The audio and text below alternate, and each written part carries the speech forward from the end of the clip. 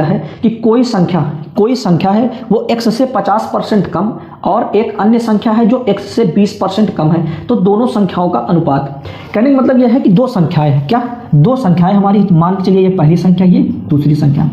अब ये दोनों संख्या है क्या, एक संख्या x से 50% कम है, कितनी कम है, एक संख्या x से 50% कम है और एक संख्या x से 20% कम है। तो ये बताइए कि अगर कोई भी संख्या x से 50% कम है तो वो x का कितने परसेंट है। देखिए x का, मान लीजिए कोई भी चीज का 50% आप कम कर देंगे तो बचेगा कितना, x का 50%।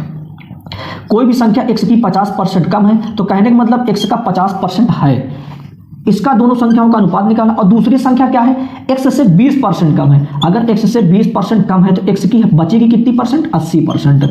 तो ये पहली संख्या क्या है, x से 50% कम होने का मतलब क्या है कि अगर किसी में 50% कम कर दोगे तो 50% बची है, और दूसरी संख्या x की 20% कम है, कहने का मतलब अगर 20% कम है कितनी, x का 80%। इन्हीं दोनों संख्याओं का अनुपात निकालना। देखिए 100 से 100 कैंसिल, 0 से 0 कैंसिल, x से x कैंसिल, तो हमारा अनुपात क्या बचा, 5:8। ये हमारी संख्याओं का अनुपात बना। कौन से नंबर में सही है, 5:8, ये नंबर हमारा